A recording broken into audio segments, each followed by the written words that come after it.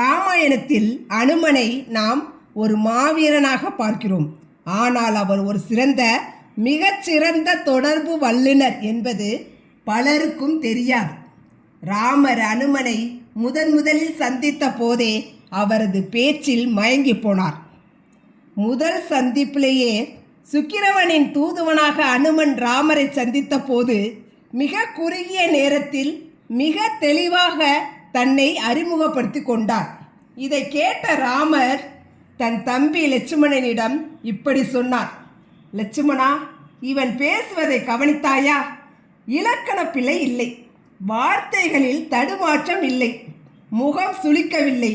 வேதம் படித்தவர்களால் மட்டுமே இவ்வளவு நேர்த்தியாக பேச முடியும்.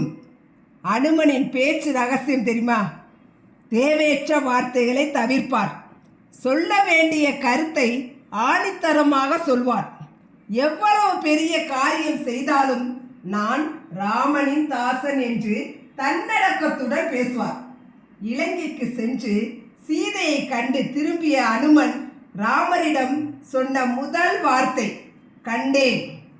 ராமரின் தவிப்பை அறிந்த அனுமன் சீதையை என்று ஆரம்பித்தால் சீதைக்கு ஏதோ ஆகிவிட்டதோ என்று ராமர் ஒரு கணம் அஞ்சக்கூடும் என்பதால் கண்டேன் சீதையை என்ற நேர்மறை வார்த்தையை முதலில் பயன்படுத்தி ராமரின் இதய துடிப்பை அமைதிப்படுத்தினார். சொல் ஒரு ஆயுதம், யாரவர் ஆயுதம் நாகாக்க என்பார்கள். அனுமனை போல தகுந்த நேரத்தில் தகுந்த இடத்தில் தகுந்த சொற்களை பயன்படுத்துபவன் எதிலும் வெற்றி பெறுகிறான்.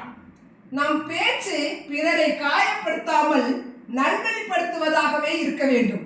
வார்த்தைகளால் வசியப்படுத்திய மாவீரன் அனுமன் ஒரு சொல்லால் ஒரு நாட்டின் தலையெழுத்தையே மாற்ற முடியும் என்பதற்கு அனுமனின் சொல்லின் செல்வன் என்ற பட்டமே சாட்சி. அறிவுத்திறனும் அடக்கமும் சேர்ந்த பேச்சு எப்படி இருக்க வேண்டும் என்பதற்கு ஆஞ்சநேயரே நமக்கு சிறந்த வழிகாட்டி. சொல்லால் வெல்வோம், அன்பால் இணைவோம்.